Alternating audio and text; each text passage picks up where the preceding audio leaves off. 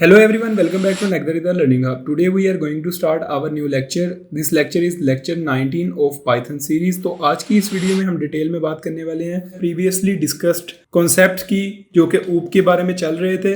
ऊप में मैंने आप लोगों को ऑब्जेक्ट्स और क्लासेस के बारे में काफ़ी डिटेल के अंदर बता दिया था। आज की इस वीडियो में हम क्लास के कुछ फंक्शंस देखेंगे कि किस तरह से फंक्शन खुद से क्रिएट किए जाते हैं, जो कि नॉर्मली यूज होते हैं। और प्रीवियस वीडियो के अंदर एक फंक्शन यूज हुआ था प्रिंटिंग के लिए, जो कि प्रिंट करवा रहा था कोई एक वेरिएबल, कोई एक डाटा जो कि आपका पड़ा हुआ था आपके किसी क्लास के एक ऑब्जेक्ट के अंदर। तो वो वाला प्रिंट का फंक्शन आज हम बनाएंगे एक और मेथड से। वो मेथड क्या होने वाला है मैं आपको बताने वाला हूँ, जो कि बिल्ट इन मेथड यूज होता है str का फंक्शन क्रिएट करेंगे। तो मैं जल्दी से ओपन कर लेता हूँ अपना जुपिटर नोटबुक ओपन हो चुका है। तो मैं जल्दी से कमेंट दे देता हूँ यहाँ पे ऊप का, क्योंकि हम ऊप पढ़ने वाले हैं। तो नेक्स्ट आज हम बात कर लेते हैं अपने आज के टॉपिक की। तो हम एक सिनेरियो ले लेते हैं। सिनेरियो हम प्रीवियस लेक्चर वाला ही ले लेते हैं, जिसके अंदर एक स्टूडेंट की क्लास हम क्रिएट कर रहे थे, जिसके अंदर मैंने स्टूडेंट का डाटा स्टोर करवाना था। तो मैं जल्दी से एक क्लास क्रिएट कर लेता हूँ, क्लास स्टूडेंट की। और स्टूडेंट की क्लास के अंदर मैंने डाटा रखवाना है। मैं सिंपली 2 वेरिएबल ले रहा हूँ ताकि हम स्पीडली चीज़ें रिवाइज कर सकें। तो मैं यहाँ पे सिर्फ 2 वेरिएबल लेने वाला हूँ ताकि हम स्पीडली हर चीज़ को देख सकें कि किस तरह से काम हो रहा है। तो जल्दी से मैं एक फंक्शन क्रिएट कर लेता हूँ, डिफाइन इनिट का।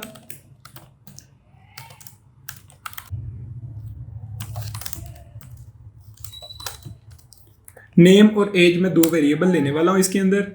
और नेक्स्ट मैं ले लेता हूँ कि सेल्फ डॉट करें name is equal to name और self dot age equal to as.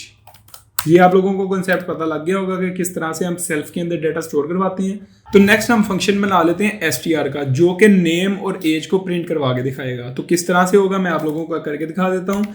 Simply यहाँ पे हम लिखेंगे str। सेम वही वाला फॉर्मेट आपने यूज करना है जो कि आप इनिट के लिए यूज करते हैं, क्योंकि वो भी एक बिल्ट इन फंक्शन है जो कि कंस्ट्रक्टर का काम करता है। str का फंक्शन आपका प्रिंटिंग के लिए यूज होता है। तो मैं आप लोगों को बता देता हूँ कि किस तरह से प्रिंटिंग का फंक्शन काम करेगा। अगर आप लोगों को इंटरव्यू में क्वेश्चन पूछा जाए कि हम प्रिंटिंग का फंक्शन बनाए बगैर किस तरह से प्रिंट कर सकते हैं, तो ये आपके लिए बहुत ज्यादा काम की वीडियो होने वाली है कि आपको ये पता चल जाएगा कि आप किस तरह से without any usages of printing function आप एक प्रिंट कर सकते हो। या आपको कहा जाए आपने एक ऑब्जेक्ट क्रिएट किया, ऑब्जेक्ट को डायरेक्टली प्रिंट करवाना है, तो आपने ये नहीं लिखना कि ऑब्जेक्ट डॉट प्रिंट, यानी प्रिंट का फंक्शन कॉल नहीं करना। आपने ऑब्जेक्ट को प्रिंट करवाना है, ऑब्जेक्ट को रखवाना है प्रिंट के अंदर, तो वो सिंपली हमें प्रिंट करके दिखाए। इसे नॉर्मली हम कहते हैं ऑपरेटर ओवरलोडिंग। ऑपरेटर ओवरलोडिंग का कॉन्सेप्ट एक अलग से कॉन्सेप्ट है, वो मैं आपको काफी डिटेल के अंदर नेक्स्ट वीडियो के अंदर बता दूंगा। लेकिन अभी के लिए हम सिंपली str फंक्शन को देखने वाले हैं कि किस तरह से वर्किंग करता है। इसके अंदर हम लिखने वाले हैं सेल्फ के अंदर जो भी डाटा आप लोगों ने प्रिंट करवाना है। तो मैं यहाँ पे प्रिंट नहीं लिखने वाला, मैं यहाँ पे रिटर्न लिखने वाला हूँ। रिटर्न किस तरह से होगा मैं आप लोगों को करके दिखा देता हूँ। आपने सिंपली लिखा रिटर्न के बाद आपने लिखना है एफ के बाद आपने ये वाली कोट्स लगाने के बाद इनके अंदर पैरेंथेसिस लगानी है, और पैरेंथेसिस के अंदर आपने लिखना है सेल्फ डॉट नेम, और उसके बाद आपने लिखना है सेल्फ डॉट एज। तो कुछ इस तरह से आपका str का फंक्शन क्रिएट हो जाएगा। मैं इसे सिंपली रन कर देता हूं ताकि हम नेक्स्ट सेल के अंदर देख सकें कि ऑब्जेक्ट को किस तरह से प्रिंट करवाना है। तो मैं एक ऑब्जेक्ट क्रिएट कर लेता हूं obj के नाम से। इसके अंदर मैंने एक स्टूडेंट क्लास लेनी है। स्टूडेंट क्लास के अंदर आपने अपना डाटा हार्ड कोड करना है। तो मैं यहाँ पे लिख देता हूँ अहमद और उसकी एज लिख देते हैं 20। अब मैंने इसे करना है प्रिंट। तो प्रिंट के लिए मैंने आपको क्या कहा था कि आपके पास एक ऑप्शन होता है कि आप लिखो obj dot print. obj dot print से क्या होगा कि इस सेल के अंदर आपको कोई फंक्शन क्रिएट करना पड़ेगा जो कि प्रिंट के नाम का होगा। जब आप उस ऑब्जेक्ट को कॉल करोगे तो देन उसका आपके पास प्रिंट का फंक्शन कॉल होगा, और प्रिंट के अंदर जो फंक्शनैलिटी लिखी होगी यानी प्रिंटिंग का काम कर रहा होगा, तो वो सारा आपका प्रिंट होके आ जाएगा।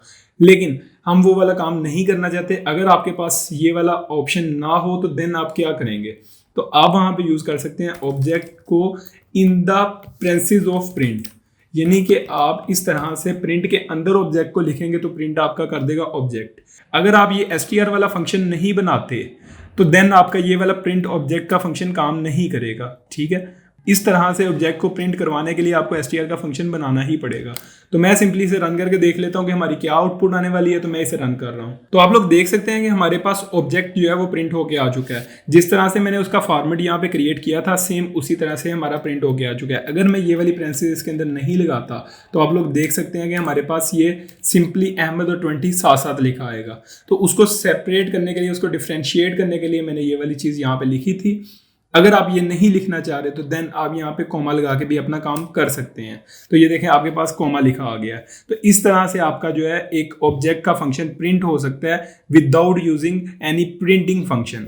ठीक है, आप सिंपली str का जो बिल्ट इन फंक्शन इसके अंदर आता है उसको क्रिएट करके आप रिटर्न करवा के अपना काम करवा सकते हैं। इसके बारे में मैं एक और चीज़ आपको बताता चलूँ कि ये वाला जो str का फंक्शन होगा आपका, ये नॉन वाइड फंक्शन होगा, ये रिटर्नेबल फंक्शन है। कुछ ना कुछ वैल्यू इसने रिटर्न करनी है। ये देखें आपके पास लिखा भी हुआ है यहाँ पे कि हमें कुछ ना कुछ रिटर्न कर रहा है। और इनिट का फंक्शन भी सेम रिटर्नेबल ही होता है, लेकिन यहाँ पे हमें लिखने की ज़रूरत नहीं है। अगर हम लिख भी दें देन भी कोई इशू नहीं है, अगर ना भी लिखें तो कोई मसला नहीं है। उसके बाद नेक्स्ट में आप लोगों को कोई और फंक्शन क्रिएट करके दिखा देता हूँ कि हम किस तरह से कोई वैल्यू बाहर से लेके और कोई फंक्शन के अंदर से लेके उनके अंदर कोई कैलकुलेशन करके तो मैं आपको प्रिंट करवा के दिखा देता हूँ। सपोज मैं यहाँ पे एक सिनेरियो क्रिएट कर लेता हूँ कि मेरे पास एक एज है स्टूडेंट की एज सबकी लिखी हुई है एक स्ट्रिंग के अंदर या एक रो कॉलम के अंदर।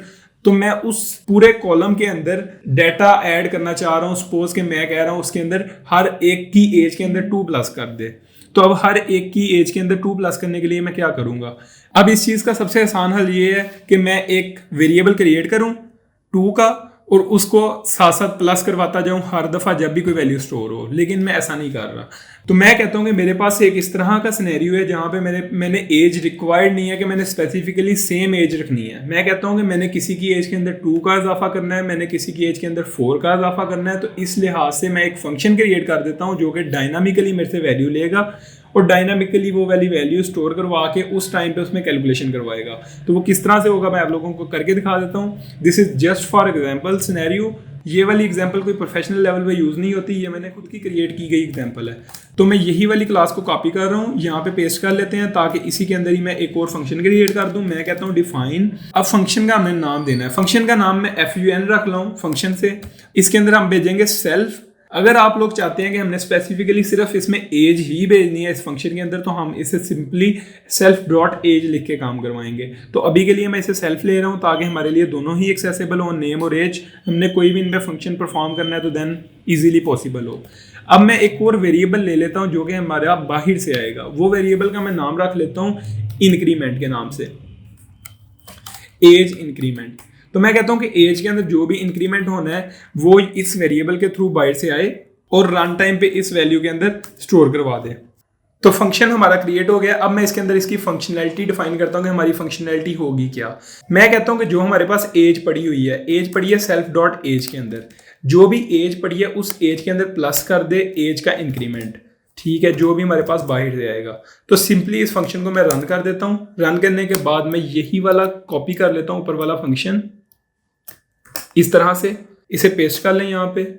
और अब मैं कहता हूँ कि मुझे ये वाला फंक्शन कॉल करके दिखाए obj.fun के नाम से जो पड़ा हुआ है, और फन के अंदर मैं वैल्यू भेज रहा हूँ 2, यानी कि 2 का इंक्रीमेंट कर दे मेरी जो एज पड़ी हुई है। पहले सबसे क्या होगा, हमारा कंस्ट्रक्टर कॉल होगा। कंस्ट्रक्टर कॉल होते ही मेरा 20 वैल्यू स्टोर हो जाएगी ऑब्जेक्ट के अंदर जाके, और उसके बाद ऑब्जेक्ट डॉट फंक्शन का फंक्शन कॉल होगा फन के नाम से जो पड़ा हुआ है। उसके अंदर 2 का वेरिएबल का इंक्रीमेंट होगा। इंक्रीमेंट होने के बाद हमारी जो 20 है वो 22 हो जाएगी और प्रिंट कर देगा ऑब्जेक्ट को। ऑब्जेक्ट जब प्रिंट होगा तो आपके पास रिटर्न करेगा अहमद और 22। मैं आप लोगों को प्रिंट करवा के भी दिखा देता हूँ। तो आप लोग देख सकते हैं कि हमारे पास अहमद और 22 प्रिंट होके आ चुके हैं। आई थिंक सो कि आप लोगों को ये वाली चीज़ प्रॉपर तरीके से समझ आ गई होगी कि किस तरह से आप अपनी मर्जी से, अपनी नीड के लिहाज से अपना कोई ना कोई फंक्शन डिफाइन कर सकते हैं, कोई ना कोई फंक्शनैलिटी परफॉर्म करवा सकते हैं उस फंक्शन से। तो ये वाली चीज़ें आप लोगों को प्रॉपर तरीके से समझ आ गई होंगी। अगर ये वाली वीडियो आप लोगों को अच्छी लगी है तो इस वीडियो को लाइक कर दें, शेयर कर दें अपने दोस्तों के साथ, और इस चैनल को सब्सक्राइब कर दें ताकि आने वाली हर वीडियो से आप फ़ायदा हासिल कर सकें। आज के लिए इतना ही। इंशाअल्लाह ताला मिलते हैं नेक्स्ट वीडियो में। तब तक के लिए अल्लाह हाफिज़।